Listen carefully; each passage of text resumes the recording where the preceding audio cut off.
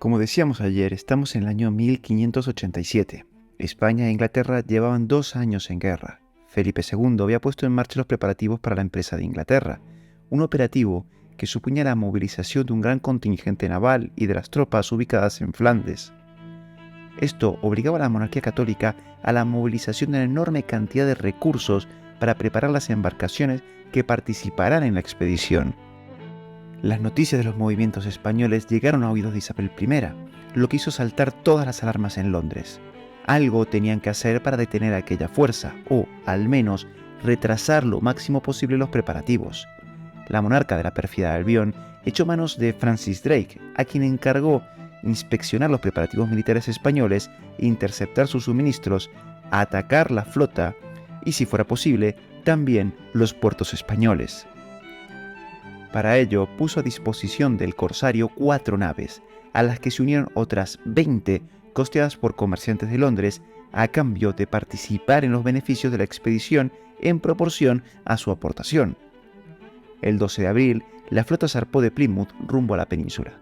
A la altura de Galicia fueron dispersados por una tormenta, perdiendo una de las naves que se fue a pique. Tras reagrupar la flota, continuaron su travesía rumbo a Cádiz, ya que habían sido informados por los holandeses de una concentración de naves españolas en aquella ciudad. El 29 de abril, la flota inglesa entró en la bahía de Cádiz, y en la propia bahía no solo había naves españolas, también de otros reinos y repúblicas, las cuales buscaron refugio en Puerto Real y en Puerto de Santa María. Durante la noche del 29 y todo el día y la noche siguientes se sucedieron los combates en la bahía. Al amanecer del 1 de mayo, los ingleses se retiraron, habiendo destruido entre 23 y 33 naves españolas, sumando entre todas un peso de 10.000 toneladas, además de haber capturado otras 4 naves llenas de provisiones. A continuación, Drake y sus naves pusieron rumbo por la costa suroeste de España y Portugal, destruyendo y saqueando todo a su paso. El 14 de mayo desembarcaron 1.000 hombres en Lagos y asaltaron las fortalezas de Sagres, La Bailera, Beliche y Cabo de San Vicente, tras lo cual se dirigió a Lisboa, donde intercambió palabras y fuego de artillería con Álvaro de Bazán, sin consecuencias. Al ver que poco podía sacar de la capital portuguesa, Drake volvió a Sagres, donde se enfrentó con carabelas españolas que habían salido en su persecución desde Cádiz. El 8 de junio, la flota de Drake avistó a 20 leguas de la isla de San Miguel la carraca portuguesa San Felipe, que procedente de la India venía cargada de riquezas, y tras un breve intercambio de fuego, la capturaron. Tras apoderarse del San Felipe, la flota inglesa regresó a Inglaterra, llegando el 6 de julio. La expedición liderada por Francis Drake puede considerarse exitosa. Las pérdidas económicas y materiales causadas provocaron que los planes españoles de invasión de Inglaterra hubieran de ser pospuestos más de un año, y no sería hasta agosto de 1588 cuando la Gran Armada estuviera lista para partir hacia las Islas Británicas. Esta es, algo resumida, la historia que nos han contado sobre la expedición de Drake. Pero, ¿y si no fuera tan así? ¿Y si los ingleses exageran los hechos y comenzaron su mentira incluso antes de que zarpara la armada de 1588?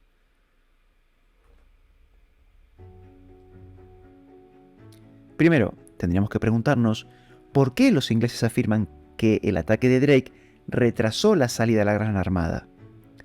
Básicamente debido a que los españoles perdieron 24 naves en Cádiz y la destrucción de duelas y aros para la construcción de pipas que se iban a enviar a la flota que se reunía en Cádiz. ¿Qué son las pipas? Las pipas eran un elemento fundamental en una flota, ya que eran los contenedores donde se transportaban las vituallas tales como el vino, agua y vinagre, pero también elementos sólidos como alimentos. Bien, como hemos dicho, según algunos historiadores ingleses, los españoles perdieron 24 naves, lo que suponían 172.000 ducados. Sin embargo, aquí pasan por alto un pequeño detalle. Nada, una tontería. De los 172.000 ducados, solo 17.426 eran de la corona y además relacionados con la empresa de Inglaterra. El resto correspondía a mercaderes tanto españoles como extranjeros. Además, de las 24 naves perdidas, solo 3 eran de gran porte: un galeón mercante de 800 toneladas propiedad del Marqués de Santa Cruz, una carraca genovesa de unas 600 y la nao de Esteban Mugarrieta de 700 toneladas. En cuanto a la calidad y potencial como naves de guerra, solo el galeón, propiedad de Álvaro de Bazán, y la nao podrían considerarse como tales, a las que se podrían sumar 4 naves vizcaínas quemadas. El resto eran barcos menores sin ningún tipo de utilidad bélica. De todas las naves, solo una estaba señalada para ser embargada y unirse a la empresa de Inglaterra, la nao de Esteban Mugarrieta, mientras que el resto estaban relacionadas con la flota de Indias y con actividades de armadores privados. Bueno, y me dirás, para una operación como la Gran Armada, no todos son barcos. También se necesitaba comida, bebida, armas, municiones y muchos elementos que seguro que Drake sí que pudo saquear. Bien, lo más esencial que se perdió en el ataque a Cádiz fueron 3.443 quintales de bizcocho. Sí, una cantidad importante, pero no tan importante si ponemos en contexto los números.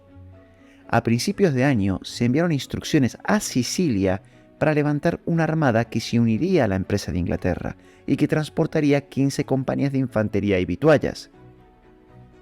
Se prepararon 6 carracas que pusieron rumbo a Cádiz a finales de abril con 11.573 quintales de bizcocho.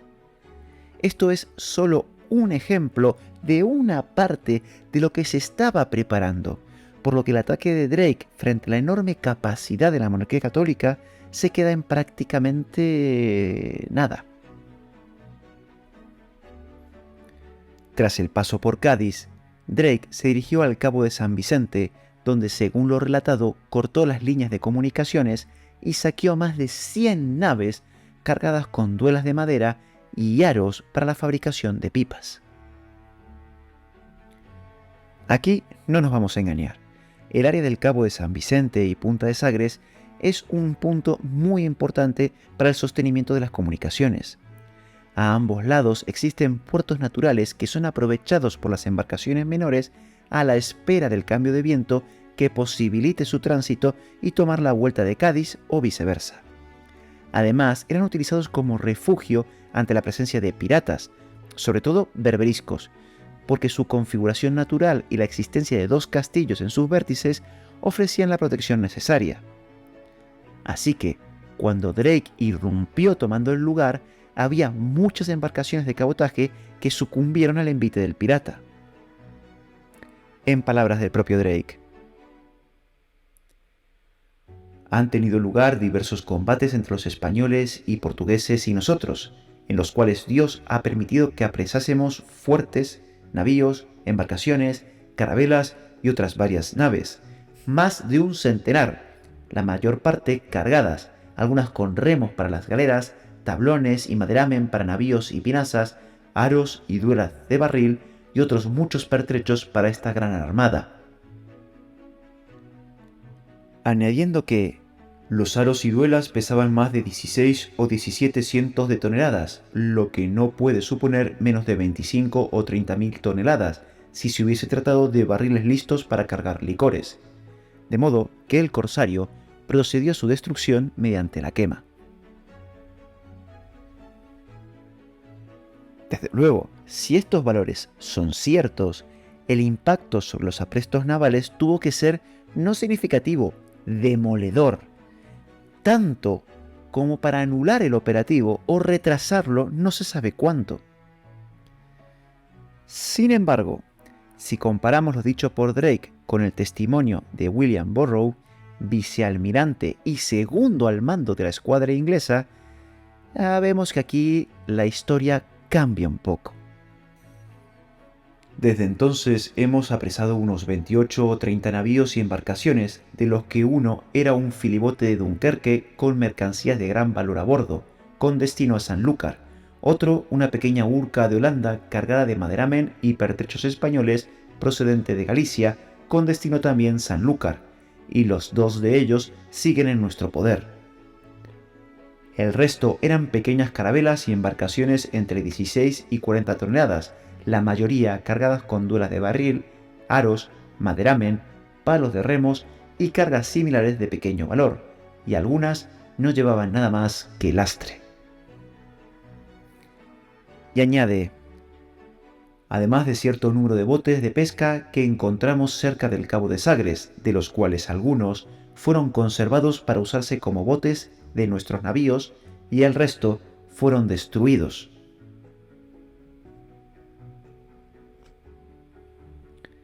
Por lo que, al parecer, los éxitos más notables fueron dos naves de 150 y 140 toneladas respectivamente. En los demás casos, estamos ante naves pequeñas de escasa capacidad de carga, siendo las más grandes de 60 toneladas inglesas. Sí, inglesas. Y esto no es un dato menor, por lo que vamos a hablar de las unidades de medida del siglo XVI. Una nave de 60 toneladas inglesas tendría su equivalente en el sistema español a una embarcación de unas 55 toneladas, y en el mejor de los casos con una capacidad portante de 50 toneles macho, tanto como 100 pipas. Para un navío de unas 20 toneladas inglesas supondría una capacidad de 30 pipas. Según Drake, los ingleses quemaron toneles con capacidad de carga de 25.000 toneladas en peso. Visto desde la óptica inglesa, se está refiriendo al tonel inglés de unos 252 galones, es decir, 1.147 kilos sin contar el recipiente. Por tanto, esas 25.000 toneladas supondrían 21.796 toneles ingleses. Como estos eran más del doble de grande que la pipa usada en Andalucía, se estaría hablando de más de 40.000 pipas destruidas, para las que hubiesen hecho falta no menos de 400 embarcaciones de 60 toneladas inglesas. Por lo que podemos concluir que a Drake le faltaron unas cuantas naves que apresar y o quemar, y por tanto la relación que envió no es más que una exageración, posiblemente para justificar que la operación estaba fracasando desde el punto de vista económico.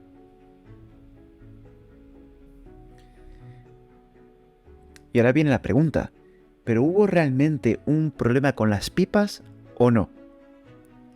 Sí, lo hubo, incluso sin que el corsario inglés se paseara por las costas españolas.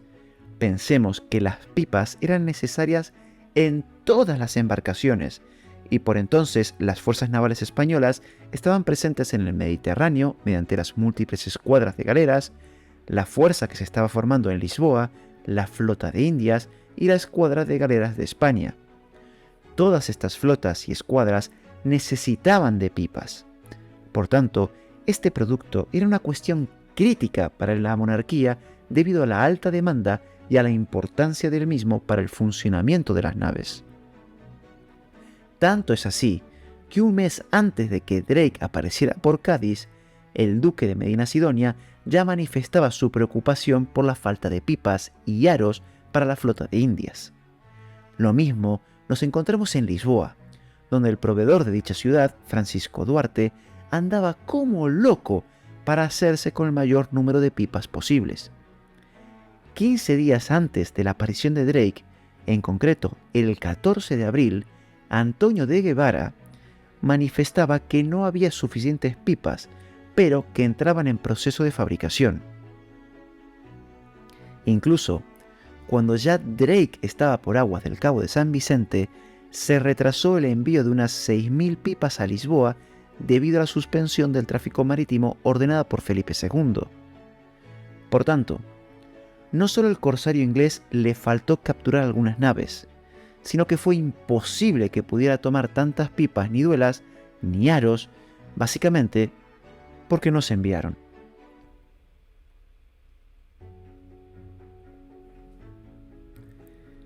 Sin embargo, como hemos dicho, esta zona era sensible para el tráfico de la monarquía católica, y Drake estuvo por allí durante 2 meses haciendo de las suyas, por lo que algo Algo, aunque sea un poco, se debió notar en la preparación de la flota que estaba llevando a cabo Bazán. Bien, si realmente tuvo impacto lo realizado por los ingleses, alguna pista tuvo que haber quedado en los documentos españoles. Y sí, algún dato tenemos, pero no el que podemos imaginar. El 25 de junio nos encontramos una carta de Felipe II a Martín de Padilla, capitán general de las galeras de España.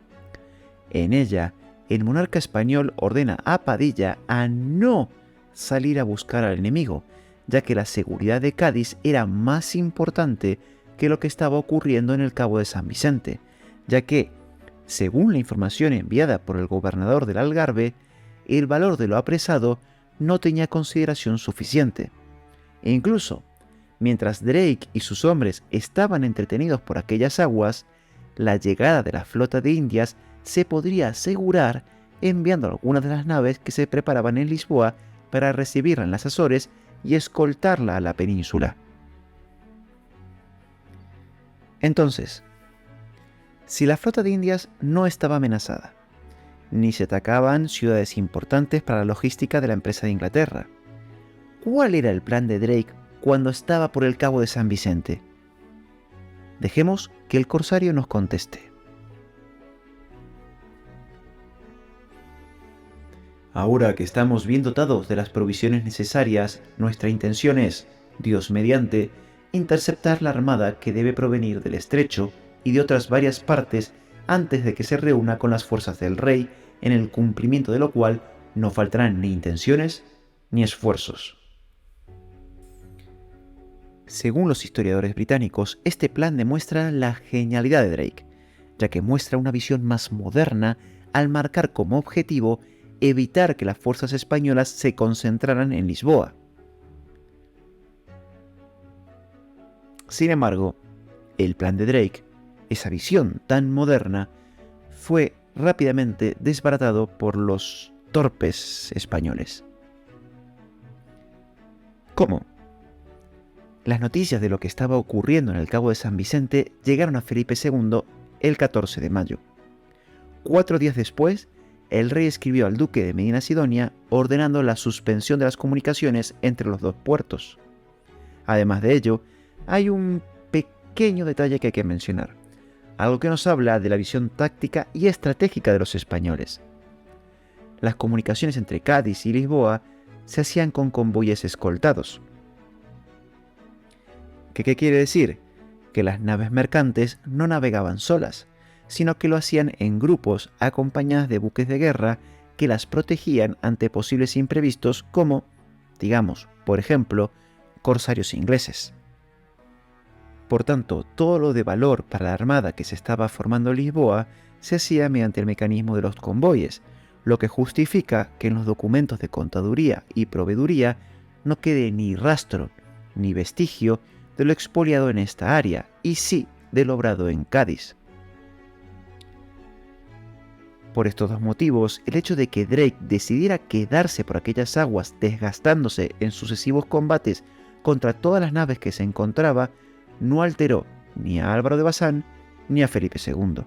Más bien, todo lo contrario. Por tanto, lo destruido por los ingleses en Cabo de San Vicente no fue más que mercadería de cabotaje de escasa cuantía de mercaderes locales y pescadores. Y ahora la pregunta que nos queda por contestar es, entonces, ¿qué retrasó la salida de la Gran Armada? La puesta en marcha de la empresa de Inglaterra estaba prevista para septiembre de 1587, pero ciertos factores entraron en juego. La posibilidad de que los ingleses se dirigiesen a las Azores y amenazaran la llegada de la flota de Indias sí que suponía un serio peligro, por lo que tanto los consejeros reales como el propio Felipe II se tomaron como máxima prioridad la protección de la carrera de Indias, enviando órdenes a la armada que se estaba formando en Lisboa para que partiera a las Azores. El marqués de Santa Cruz obedeció las órdenes y puso rumbo a las islas, pero el viaje no empezó con buen pie. Durante la travesía perdieron una nave. En destino sufrieron una tormenta y en el viaje de vuelta un nuevo temporal que separó a la armada y dificultó la llegada de las naves. Bazán y una parte de la flota llegaron a Lisboa el 29 de septiembre y Recalde, con el resto, a primeros de octubre. Pero aquello no fue todo. A causa de las borrascas, prácticamente todas las naves tuvieron que pasar por los astilleros. Para entonces, los organizadores de Lisboa sabían que era prácticamente imposible poner en marcha la empresa de Inglaterra.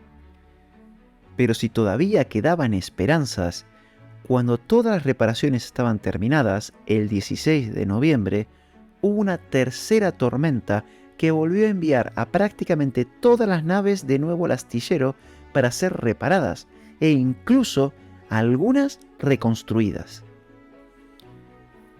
Estos trabajos no se terminaron hasta mediados de diciembre, por lo que el tiempo para iniciar la campaña se había agotado y había que posponerlo al verano de 1588. A esto hay que sumar que la Gran Armada no estaba lista. Faltaban armamentos y aprestos navales, vino, pipas, gente de guerra como de mar. No todas las escuadras para el orden de batalla se hallaban reunidas. Por ejemplo, aún quedaban por venir la de Miguel de Oquendo, que no llegó hasta el 28 de octubre. Y esta sí que no se vio afectada por el ataque de Drake. Por tanto, la logística ya era un problema para la monarquía hispánica, incluso sin el ataque del corsario inglés. Por lo que, podemos decir que el ataque de Drake no afectó a los preparativos de la Gran Armada, excepto en lo relativo a la flota de Indias. El resto se debe al clima y a que la logística de aquellos tiempos iba por detrás de las necesidades reales de una expedición como la de la empresa de Inglaterra.